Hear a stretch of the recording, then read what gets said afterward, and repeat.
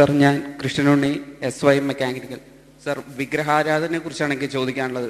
Sir, ഈശ്വരൻ ലോകം മുഴുവൻ നിറഞ്ഞേർക്കുന്ന ഒരു ശക്തിയാണെന്ന് ഞാനും വിശ്വസിക്കുന്നുണ്ട്. പക്ഷേ അതിനെ സങ്കല്പിക്കാൻ ഒരു ലേമാനായ എനിക്ക് കഴിയില്ല. അപ്പോൾ ഈശ്വരന്റെ സൃഷ്ടിയായ ഏതെങ്കിലും ഒരു ഭൗതിക വസ്തുവിൽ ഈശ്വരനെ കണ്ടുകൊണ്ട് ആരാധിക്കുന്നതിൽ എന്താണ് ഒരു തെറ്റ്? കൂടാതെ മുസ്ലിംസ് തന്നെ കാഴ്ബ എന്ന് പറയുന്ന ആ ഒരു സ്ഥലത്തേക്ക് ഫേസ് ചെയ്തുകൊണ്ടല്ലേ പ്രാർത്ഥിക്കുന്നത്. അതും ഈ വിഗ്രഹാരാധനയുടെ തന്നെ വേറൊരു ഫോം അല്ലേ?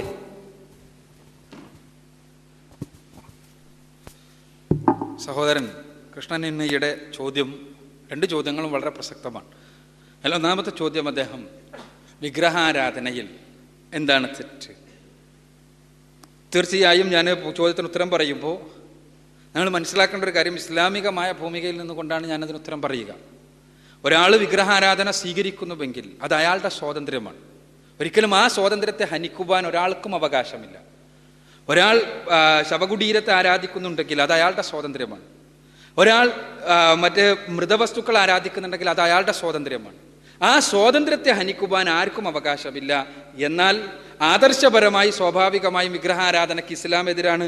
എന്തുകൊണ്ട് ഇസ്ലാം എതിര് നിൽക്കുന്നു എന്ന കാര്യമാണ് ഞാൻ സംസാരിക്കുന്നത് എന്ന ചിന്തയോടുകൂടി വേണം എൻ്റെ ഈ ഉത്തരത്തെ നിങ്ങൾ കാണാൻ എന്ന് ആമുഖമായി സൂചിപ്പിക്കാം. ഇസ്ലാം വിഗ്രഹാരാധനക്ക് അല്ല എതിര്. സത്യം പറഞ്ഞാൽ ഇസ്ലാം സൃഷ്ടിപൂജക്കാണ് എതിര്. സൃഷ്ടികളെ ആരാധിക്കുവാൻ പാടില്ല എന്നും സ്രഷ്ടാവ് മാത്രമാണ് ആരാധിക്കപ്പെടേണ്ടത് എന്നുമാണ് ഇസ്ലാമിൻ്റെ കാഴ്ചപ്പാട്. ഇവിടെ വിഷയാവതരണത്തിൽ സൂചിപ്പിക്കുകയുണ്ടായി, പരിശുദ്ധ ഖുർആൻ മനുഷ്യരെ ക്ഷണിക്കുന്ന ഒരു കാര്യമുണ്ട്. യാ അയ്യുഹന്നാസ് അഅ്ബുദൂ റബ്ബക്കുമുല്ലദീ ഖലഖക്കും വല്ലദീന മിൻ ഖബ്ലിക്കും ലഅല്ലക്കും തത്തഖൂൻ. മനുഷ്യരെ, നിങ്ങൾ ആരാധിക്കേണ്ടത് നിങ്ങളെയും നിങ്ങളുടെ മുൻഗാമികളെയും സൃഷ്ടിച്ച നിങ്ങളുടെ നാഥനെയാണ്. എങ്കിലേ നിങ്ങൾക്ക് വിമലീകരിക്കപ്പെട്ട ജീവിതം നയിക്കാൻ കഴിയൂ. ഖുർആൻ പറയുന്നത് അങ്ങനെയാണ്. നിങ്ങൾ ആരാധിക്കേണ്ടത് നിങ്ങളുടെ സൃഷ്ടാവിനെയാണ്.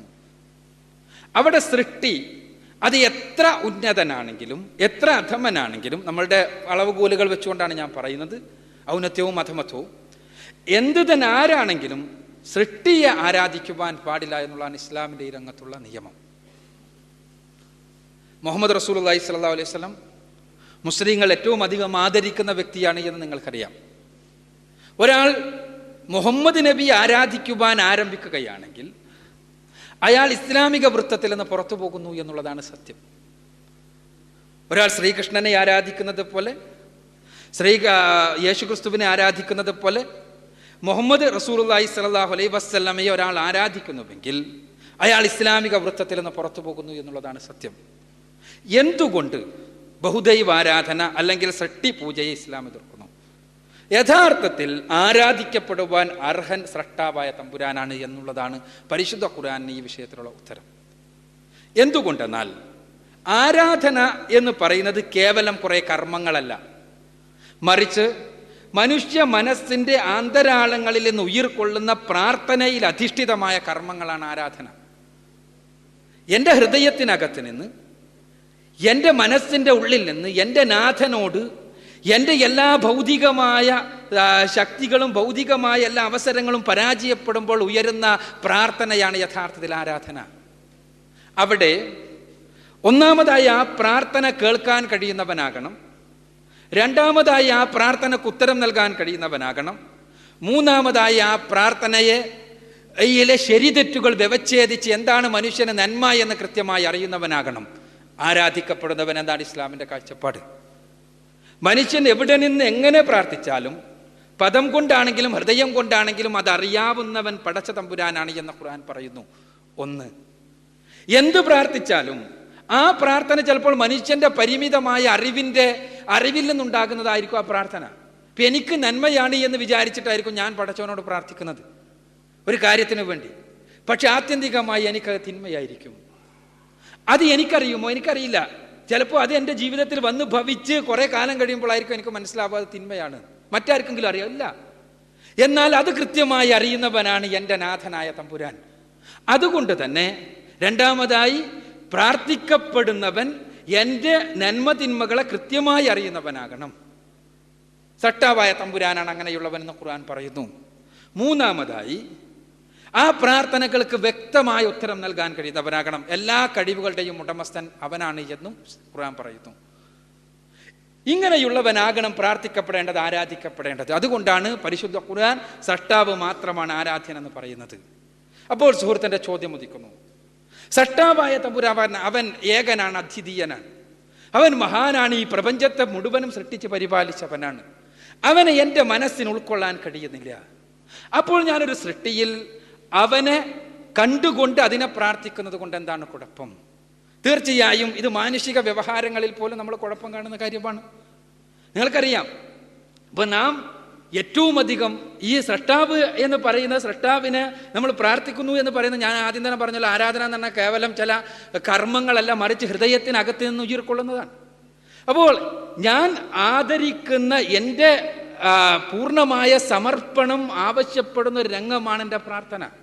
ആ പ്രാർത്ഥന ഞാൻ എൻ്റെ സൃഷ്ടാവിനോട് നിർവഹിക്കുമ്പോൾ അവൻ്റെ മഹത്വവും കാര്യവും അവൻ ഉൾക്കൊള്ളാൻ കഴിയുമോ എന്നുള്ളത് മറ്റൊരു വശം, നമുക്ക് ചർച്ച ചെയ്യാം. അവന് മാത്രം നൽകേണ്ട അത് മറ്റാർക്കും നൽകിക്കൂടാ എന്ന് ഇസ്ലാം പറയുന്നു. അത് അവന് നൽകുന്നു എന്ന് ഭാവിച്ചുകൊണ്ട് മറ്റുള്ളവർക്ക് നൽകാൻ കഴിയുമോ? തീർച്ചയായും പാടില്ല എന്നാണ് ഇസ്ലാം പഠിപ്പിക്കുക.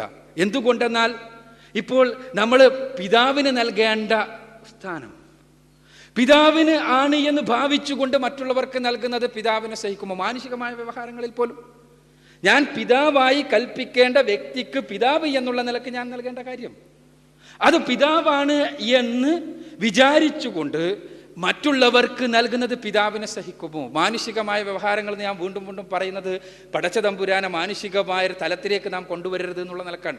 നമ്മുടെ തലത്തിൽ പോലും നമുക്കത് അംഗീകരിക്കാൻ സാധ്യമല്ല. ഇപ്പൊ നിങ്ങൾ ആലോചിക്കുക, ഒരു സ്ത്രീ തൻ്റെ ഭർത്താവിന് നൽകേണ്ട സ്ഥാനം, ആ സ്ഥാനത്തെക്കുറിച്ച് നമ്മൾക്ക് ചില സങ്കല്പങ്ങളുണ്ട്.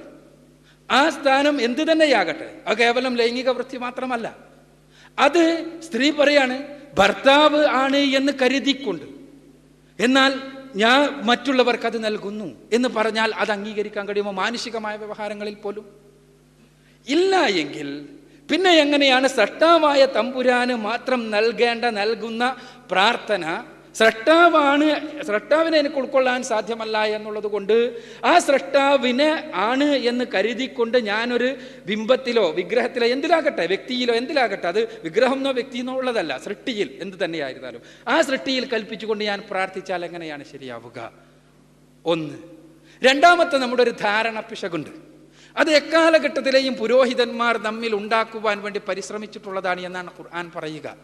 എന്താന്ന് വെച്ചാൽ, സൃഷ്ടാവായ തമ്പുരാനെ നമുക്ക് ഉൾക്കൊള്ളാൻ സാധ്യമല്ല എന്നുള്ള ധാരണ. സൃഷ്ടാവായ തമ്പുരാനെ അവനെ നമുക്ക് ഉൾക്കൊള്ളാൻ സാധ്യമല്ല, നമ്മുടെ ഹൃദയത്തിനകത്ത് അവനെ വേണ്ടത്ര സന്നിവേശിപ്പിക്കാൻ സാധ്യമല്ല എന്നുള്ള ധാരണ. തീർച്ചയായും സൃഷ്ടാവായ തമ്പുരാന്റെ രൂപം നമുക്ക് സങ്കല്പിക്കാൻ സാധ്യമല്ല എന്നത് ശരിയാണ്. പക്ഷെ ആരാധനക്ക്, പ്രാർത്ഥനയ്ക്കൊരു രൂപസങ്കല്പനം വേണം എന്നുള്ള ധാരണയാണ് മനുഷ്യരിൽ സൃഷ്ടിച്ചുകൊണ്ട് പുരോഹിതന്മാർ മനുഷ്യരുടെയും ദൈവത്തിൻ്റെയും ഇടയിലുള്ള ദല്ലാളന്മാരായി എക്കാലഘട്ടത്തിലെയും മനുഷ്യരെ ചൂഷണം ചെയ്തു പോന്നിട്ടുള്ളത് എന്നുള്ളതാണ് സത്യം. അത് മതവിഭാഗത്തിലെ ഏതെങ്കിലും പ്രത്യേക മതവിഭാഗത്തിലെ പുരോഹിതന്മാർ എന്നുള്ള ആൾക്കല്ലോ, ഏത് സമൂഹത്തിലും. ഇന്നിപ്പോൾ ഇതെല്ലാം പറയുന്ന മുസ്ലിം സമൂഹത്തിൽ, ഇപ്പോൾ ഞാൻ പറയുന്ന ഇസ്ലാമിനെ കുറിച്ച് പറയുന്ന ആ മുസ്ലിം സമൂഹത്തിലും ഇതേ രൂപത്തിൽ കടന്നു വരുന്നുണ്ട്. അത് വേറെ വശം. ഞാൻ ഇസ്ലാമിൻ്റെ കാര്യമാണ് പറയുന്നത്. അപ്പോൾ അതുകൊണ്ട് തന്നെ ഇസ്ലാം പറയുന്നത് സട്ടാവായ തമ്പുരാനെ നിങ്ങൾക്ക് ഉൾക്കൊള്ളാൻ കഴിയും. എങ്ങനെ ഉൾക്കൊള്ളാൻ കഴിയും? അവൻ ഏകനാണ് എന്ന് നിങ്ങൾ മനസ്സിലാക്കുക. അവൻ്റെ പ്രവർത്തനങ്ങളോ അവൻ്റെ നാമഗുണ വിശേഷണങ്ങളോ മാനുഷികമായ സൃഷ്ടിപരമായ പരിമിതികളിൽ നിന്ന് മുക്തമാണ് എന്ന് ഉൾക്കൊള്ളുക. എന്നിട്ട് അവനെ മാത്രം നിങ്ങൾ ആരാധിക്കുക. ഇത് ആർക്കും സാധിക്കുന്നതാണ് എന്നുള്ളതാണ് പരിശുദ്ധ ഖുർആൻ പഠിപ്പിക്കുന്ന തത്വം. ഇതെല്ലാവർക്കും സാധിക്കും. ഇത് സത്യത്തിൽ ഖുർആൻ മാത്രം പറയുന്ന തത്വമല്ല. സത്യത്തിൽ ഭാരതത്തിലെല്ലാം നമ്മൾ ഒരു ഭാരതീയമായ ഭൂമികയിൽ നിന്നുകൊണ്ട് സംസാരിക്കുമ്പോൾ ഭാരതത്തിലെല്ലാം നിലനിന്നിരുന്ന ഋഷിമാർ പഠിപ്പിച്ചിരുന്ന സമൂഹത്തിൽ നിലനിന്നിരുന്ന തത്വം അതാണ്. ഋഷിമാരിൽ മാത്രമല്ല. ഋഷിമാർ എത്രത്തോളം പറഞ്ഞു? ഇവിടെ പറഞ്ഞു, യജുർവേദത്തിലെ 32-ാം അധ്യായത്തിലെ 9-ാമത്തെ വചനം, അത് ഈശാവാസ്യോപനിഷത്തിലെ 12-ാമത്തെ വചനമായി ആവർത്തിക്കപ്പെട്ടിട്ടുണ്ട്. എന്താണ്? അന്തം തമഹ പ്രവിശന്തിയെ സംഭൂതി മുപാസതേ തദോ ഭൂയ ഇവദേ തമോ യോ സംഭൂതിയാമൃതഃ. എന്താ പറയുന്നത്? ഇത് വെറുതെ ഞാനൊരു പരിഭാഷപ്പെടുത്തുന്നതിൽ അർത്ഥമില്ല. കാരണം സ്വാഭാവികമായും മഹാപണ്ഡിതന്മാർ പരിഭാഷപ്പെടുത്തേണ്ട. ഇത് മൃഡാനന്ദ സ്വാമികൾ, ഈ അടുത്ത കാലഘട്ടത്തിൽ മരണപ്പെട്ട മൃഡാനന്ദ സ്വാമികൾ അവതാരിക എഴുതിയ ഉപനിഷത്ത് സർവസ്വം എന്ന ഗ്രന്ഥത്തിൽ ഇത് പരിഭാഷപ്പെടുത്തപ്പെട്ടിട്ടുണ്ട്. നശ്വരങ്ങളായ ദേവപിതൃ മാനവാദികളെ ഉപാസിക്കുന്നവർ ഘോരമായ അന്ധകാരത്തിൽ പതിക്കുന്നു എന്ന്. അനശ്വരനായ പരമാത്മാവിനെ കുറിച്ച് മിഥ്യാഭിമാനത്തോടു കൂടി ഇരിക്കുന്നവരും ഘോരമായ അന്ധകാരത്തിൽ തന്നെ പതിക്കുന്നു. അപ്പോൾ ഉപാസന വേണ്ടത് അനശ്വരനായ പരമാത്മാവിന്റെ മാത്രമാണ്. ഉപാസന എന്നുള്ളത് കൊണ്ട് ഒരു സംസ്കൃത പദമാണ്. ആ ഉപാസനയെല്ലാം നമ്മൾ വിശദീകരിക്കുകയാണെങ്കിൽ മണിക്കൂറുകൾ വിശദീകരിക്കേണ്ടി വരും. പ്രാർത്ഥനയുടെ നമ്മൾ പറയുമ്പോൾ, നമ്മൾ സാധാരണ പ്രാർത്ഥന എന്ന് പറയുമ്പോൾ നമ്മൾ വെറുതെ ഒരർത്ഥമൊന്നും ഉൾക്കൊള്ളാതെ നമ്മളിങ്ങനെ പറയുന്ന വർത്തമാനങ്ങൾക്ക് പോലും പ്രാർത്ഥന എന്ന് നമ്മൾ പറഞ്ഞേക്കും. പക്ഷെ സംസ്കൃതത്തിൽ ഉപാസന എന്ന് പറയുമ്പോൾ ദൈവം തമ്പുരാനുമായി ഹൃദയത്തെ അങ്ങനെ ബന്ധപ്പെടുത്തിക്കൊണ്ട് ഉപവസിച്ചുകൊണ്ട് ഒപ്പം ജീവിച്ചുകൊണ്ട് എൻ്റെ നാഥൻ്റെ മുന്നിൽ എൻ്റെ ഹൃദയം തുറന്നു വെക്കുന്ന ആ പ്രക്രിയയാണ് ഉപാസന. ആ ഉപാസന നശ്വരങ്ങളായ പിതൃമാനവാദികൾക്ക് പാടില്ല, മറിച്ച് അനശ്വരനായ പരമാത്മാവിനാകണം. ഇതാണ് പറയുന്നത്. അപ്പോൾ ഞാൻ പറയുന്നത്, അത് ലോകത്തെല്ലായിടത്തും അംഗീകരിക്കപ്പെട്ട തത്വമായിരുന്നു ഋഷിമാരുടെ കാലഘട്ടത്തിൽ, അല്ലെങ്കിൽ ധർമ്മ സംസ്ഥാപകരുടെ പ്രവാചകന്മാർ പഠിപ്പിച്ച കാലത്തിൽ. പക്ഷേ നേരത്തെ പറഞ്ഞ പോലെ പിൽക്കാലഘട്ടത്തിൽ ഇങ്ങനെ സൃഷ്ടാവായ തമ്പുരാൻ മാത്രമാണ് പ്രാർത്ഥിക്കപ്പെടുന്നതെങ്കിൽ, എൻ്റെ ഹൃദയം അറിയാവുന്ന, എൻ്റെ മനസ്സ് എല്ലാവരെക്കാളും അറിയാവുന്ന സൃഷ്ടാവായ തമ്പുരാൻ മാത്രമാണ് പ്രാർത്ഥിക്കപ്പെടുന്നതെങ്കിൽ ആ സൃഷ്ടാവിൻ്റെയും മനുഷ്യരുടെയും ഇടയിൽ പിന്നെ ഒരാളുടെ ആവശ്യമില്ല. അവനോട് എൻ്റെ ഹൃദയം തുറക്കാം. അപ്പോൾ അവിടെ ചൂഷണങ്ങൾ മുഴുവനും, ദൈവത്തിൻ്റെ പേരിലുള്ള മുഴുവൻ ചൂഷണങ്ങളും അവസാനിക്കുകയാണ്. എൻ്റെ ഹൃദയം അവൻ്റെ മുന്നിൽ തുറക്കാം. എന്നെക്കുറിച്ച് അവനേക്കാൾ അറിയുന്നവനാരാണ്? ആരുമില്ല. അതുകൊണ്ട് തന്നെ എൻ്റെ ഹൃദയം തുറക്കാം. അവിടെ എന്തില്ല, ഒരു മധ്യവർത്തിയുടെ സ്ഥാനം കടന്നു വരുന്നില്ല. അപ്പോൾ പിൽക്കാലഘട്ടത്തിൽ ഈ ആത്മീയതയെ സ്വന്തം താല്പര്യത്തിന് വേണ്ടി ഉപയോഗപ്പെടുത്തിയ പുരോഹിതന്മാർക്ക് സ്ഥാനമില്ലാതെ വന്നപ്പോൾ പുരോഹിതന്മാർ സ്ഥാനത്തിന് വേണ്ടി മാർഗങ്ങൾ ഉണ്ടാക്കി. അങ്ങനെയാണ് പലപ്പോഴും ഇതെല്ലാം ഉണ്ടായത്. ഇനി കഅബാലയത്തിന് മുന്നിട്ടുകൊണ്ടുള്ള പ്രാർത്ഥന, യഥാർത്ഥത്തിൽ ഞാൻ പറഞ്ഞു, സൃഷ്ടിപൂജയെയാണ് ഇസ്ലാം എതിർക്കുന്നത്. അത് ആരായിരുന്നാലും, സൃഷ്ടി ആരായിരുന്നാലും, മുഹമ്മദ് നബി തന്നെയാണെങ്കിലും, അത് ആര് തന്നെയാണെങ്കിലും അവർ പൂജിക്കപ്പെട്ടുകൂടാ എന്നുള്ളതാണ് ഇസ്ലാമിൻ്റെ താല്പര്യം ഈ രംഗത്ത്. കഅബാലയം ഒരു സൃഷ്ടിയാണ്, സംശയമൊന്നുമില്ല. കഅബാലയത്തെ ആരെങ്കിലും ആരാധിക്കുന്നുണ്ടെങ്കിൽ അവർ നേരത്തെ പറഞ്ഞതുപോലെ തന്നെ ഇസ്ലാമിൻ്റെ വൃത്തത്തിന് പുറത്താണ്. എന്നാൽ കഅബാലയത്തെ അഭിമുഖമായി പ്രാർത്ഥിക്കുന്നു. എന്തുകൊണ്ട്? ഇസ്ലാമിലെ പ്രാർത്ഥന 5 നേരത്തെ നിർബന്ധ പ്രാർത്ഥനയുണ്ട്. ഈ 5 നേരത്തെ നിർബന്ധ പ്രാർത്ഥനയും സമൂഹ പ്രസക്തമാണ്. അഥവാ ഒരു നേതൃത്വത്തിൻ്റെ കീഴിൽ ബാക്കിയുള്ളവർ അണിനിരന്നുകൊണ്ട് നടത്തേണ്ട പ്രാർത്ഥനയാണ്.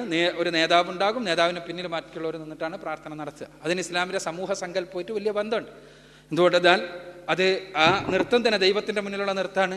ആ നൃത്തത്തിൽ ഇന്നലെ വരെ വലിയ ആഢ്യനും ഇന്നലെ വരെ അധമനുമായി ജീവിച്ചിരുന്ന ആളുകൾ ദൈവത്തിൻ്റെ മുന്നിൽ ഒരേപോലെ ഒരേ സ്റ്റെപ്പ് നിന്നിട്ടാണ് ഇങ്ങനെ പ്രാർത്ഥിക്കുക. അതിനൊരു സാമൂഹ്യ വിപ്ലവത്തിൻ്റെ അടിത്തറയാണ് എന്നാണ് ഇസ്ലാം വിശ്വസിക്കുന്നത്. മറ്റൊരു വശമാണ്.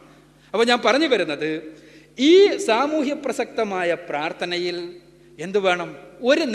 തിരിയാനൊരു സ്ഥലം വേണം. നിർബന്ധമായും തിരിയാൻ ഒരു സ്ഥലം വേണം. എന്തുകൊണ്ടെന്നാൽ ഇല്ലെങ്കിൽ എന്താ ഉണ്ടാവുക? നിങ്ങളെല്ലാവരും ഇതിൽ നമുക്കൊരു സ്റ്റേജില്ലെങ്കിൽ, സ്റ്റേജിൽ ഇതൊരു സമൂഹ പ്രസക്തമായ ഏർപ്പാടാണ്. കാരണം ഞാൻ സംസാരിക്കുന്നു, നിങ്ങൾ കേൾക്കുന്നു. ഇങ്ങനെ ഒരു സ്റ്റേജും കേൾക്കാനുള്ള സംവിധാനം ഒന്നുമില്ല എന്ന് വിചാരിക്കുക. ഒന്നും ആവശ്യമില്ല. കേവലമായ കുറച്ച് മൈക്ക് അവിടെയും ഇവിടെയും വെച്ചിട്ട് എവിടുന്നോ ആണ് ഇത് നടക്കുന്നതെങ്കിൽ നിങ്ങൾക്ക് എങ്ങനെ ഇരിക്കാം? അതിനൊരു സദസ്സെന്ന് പറയില്ല. അതിനൊരു ഒരു ആൾക്കൂട്ടം എന്ന് നമുക്ക് പറയാൻ കഴിയുള്ളൂ. ഒരു ഗ്രൂപ്പ് എന്ന് പറയാൻ വേണമെങ്കിൽ ഒരു ടീം എന്ന് പറയാൻ സാധ്യമല്ല.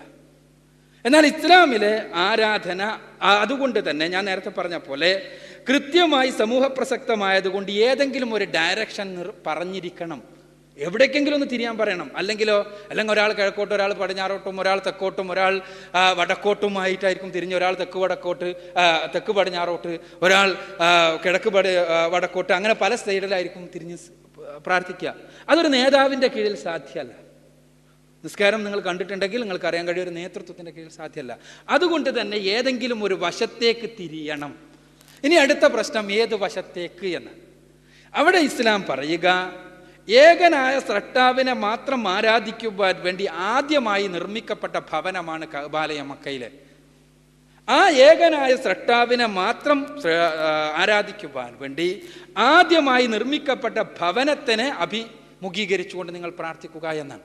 ആ ഭവനത്തിന് ഏതെങ്കിലും രൂപത്തിൽ പ്രാർത്ഥനകൾക്ക് ഉത്തരം ചെയ്യാൻ, ആ ഭവനത്തോട് ഏതെങ്കിലും തലത്തിലുള്ള പ്രാർത്ഥന ഉൾക്കൊള്ളുന്നതല്ല ഇസ്ലാമിലെ ഒരു ആരാധനയും. ആ ഭവനത്തിന് പ്രാർത്ഥനയ്ക്ക് ഉത്തരം ചെയ്യാൻ കഴിയുമെന്ന് ആരെങ്കിലും വിചാരിച്ചാൽ, ആ ഭവനത്തെ വിളിച്ച് ആരെങ്കിലും പ്രാർത്ഥിച്ചാൽ, അവർ നേരത്തെ പറഞ്ഞ പോലെ ഇസ്ലാമിക വൃത്തത്തിൽ നിന്ന് പുറത്തു പോകുന്നു എന്നുള്ളതാണ് സത്യം. അവിടെ ആ ഭവനത്തെ ആരും ആരാധിക്കുന്നില്ല. അപ്പൊ നമസ്കാരത്തിൽ നിങ്ങൾക്കറിയാം, ഏറ്റവും പ്രധാനപ്പെട്ട നമസ്കാരത്തിൽ, 5 നേരത്തെ നമസ്കാരത്തിൽ ഏറ്റവും പ്രധാനപ്പെട്ട അനുഷ്ഠാനമാണ് സുജൂദ് എന്ന് പറയും, സാഷ്ടാംഗം. 8 അംഗങ്ങളും കൃത്യമായി പടച്ച തമ്പുരാന്റെ മുന്നിൽ ഭൂമിയിൽ സമർപ്പിച്ചുകൊണ്ട് ചെയ്യുന്ന നമസ്കാരം. ഈ സാഷ്ടാംഗം ഭൂമിയിലാണ് നമ്മൾ ചെയ്യുന്നത്. അതുകൊണ്ട് ആരാധന ഭൂമിക്കല്ല, മറിച്ച് സ്രഷ്ടാവായ തമ്പുരാനാണ്. കാരണം ഇത് സ്രഷ്ടാവായ തമ്പുരാൻ പറഞ്ഞു എന്നുള്ളത് കൊണ്ട് നാം ചെയ്യുന്നു. നമ്മുടെ ഹൃദയത്തിൽ നിന്നുള്ള പ്രാർത്ഥന ആരോടാ? സ്രഷ്ടാവായ തമ്പുരാനോടാണ്. ഇതേപോലെ കഅബാലയത്തിന് മുന്നിട്ട് നിൽക്കുന്നു, അതിന് ഇന്ന കാരണമുണ്ട്. എന്നാൽ ആ കഅബാലയത്തിന് ഏതെങ്കിലും രൂപത്തിൽ ഉള്ള പ്രാർത്ഥനകൾക്ക് ഉത്തരം നൽകാൻ കഴിയുമെന്ന് ആരും വിശ്വസിക്കുന്നില്ല. അതിനെ എന്തുകൊണ്ട് തിരഞ്ഞെടുത്തു? പടച്ചവൻ നിർദ്ദേശിച്ചു. പടച്ചവൻ നിർദ്ദേശിച്ചത് എന്തുകൊണ്ട് നമ്മൾക്ക് പഠിപ്പിച്ചു. ആദ്യമായി ഈ ഏകനായ സ്രഷ്ടാവിനെ മാത്രം ആരാധിക്കുവാൻ വേണ്ടി നിർമ്മിക്കപ്പെട്ട ആലയം അതാണ്. മറ്റൊരു കാര്യം കൂടി, അവിടെ നേരത്തെ പറഞ്ഞല്ലോ, ഇസ്ലാം പഠിപ്പിക്കുന്നത് ഒരേ ഒരു ദൈവം, ഒരൊറ്റ ജനത എന്നുള്ള സത്വമാണ്. സ്രഷ്ടാവായ തമ്പുരാൻ ഏകൻ, അവൻ്റെ സൃഷ്ടികളായ അവൻ്റെ ദാസന്മാരായ മനുഷ്യരെല്ലാം ഒരേപോലെ. അവിടെ ബ്രാഹ്മണനോ ക്ഷത്രിയനോ വൈശ്യനോ ശൂദ്രനോ ചണ്ടാളനോ കറുത്തവനോ വെളുത്തവനോ വിദേശിയോ സ്വദേശിയോ അധമനോ ഉന്നതനോ വ്യത്യസ്ത ഭാഷക്കാരോ ദേശക്കാരോ ഒന്നുമില്ല. എല്ലാ മനുഷ്യരും സ്രഷ്ടാവിറ്റ മുന്നിൽ ഒരേപോലെ. ഈ ഒരു സിദ്ധാന്തത്തിൻ്റെ പ്രയോഗവൽക്കരണം കൂടിയാണത്. നിങ്ങൾ പ്രാർത്ഥിക്കുന്ന സ്രഷ്ടാവായ തമ്പുരാനോട് പ്രാർത്ഥിക്കുന്ന വശത്തേക്ക് നിങ്ങൾ എല്ലാവരും നീങ്ങുക എന്ന് പറഞ്ഞാൽ, എല്ലാവരും നീങ്ങുക എന്ന് മുസ്ലിം കൽപ്പിക്കപ്പെട്ടാൽ, എല്ലാവരും ഒരൊറ്റ പോയിന്റിൽ എത്തിച്ചേരും. ഒരൊറ്റ പോയിന്റിൽ. അതേതാ പോയിന്റ്? സ്രഷ്ടാവായ തമ്പുരാനെ ആദ്യമായി ഭൂമിയിൽ നിന്ന് മനുഷ്യൻ വിളിച്ചു പ്രാർത്ഥിച്ച പോയിന്റ്. അല്ല മുസ്ലിങ്ങൾ ഒന്നായിട്ട് എല്ലാവരോടും പടിഞ്ഞാറോട്ട് നിങ്ങൾ തിരിഞ്ഞ് നമസ്കരിക്കണം എന്നായിരുന്നു കൽപ്പിക്കപ്പെട്ടിരുന്നെങ്കിലോ, ലോകത്തുള്ള മുസ്ലിങ്ങൾ മുഴുവനും ഇങ്ങനെ ചുറ്റുക എന്നല്ലാതെ ഒരിക്കലും ഒരു പോയിന്റിൽ യോജിച്ച് ചേരില്ല. എല്ലാ മുസ്ലിങ്ങളും ഒരൊറ്റ പോയിന്റിലേക്ക് തിരിഞ്ഞ് നമസ്കരിക്കുന്നു, പ്രാർത്ഥിക്കുന്നു. അവിടെ ഒരേ ഒരു ദൈവം, ഒരൊറ്റ ജനത എന്നുള്ള ആ ഇസ്ലാമിൻ്റെ അടിസ്ഥാന തത്വത്തിൻ്റെ ഒരു സിംബോളിക് റെപ്രസെൻറ്റേഷൻ കൂടിയാണ് ഈ സംഭവം എന്ന് നാം മനസ്സിലാക്കുക. ഒരിക്കലും അതിനോടുള്ള ആരാധനയില്ല എന്ന് നിങ്ങൾ കൃത്യമായി മനസ്സിലാക്കുക.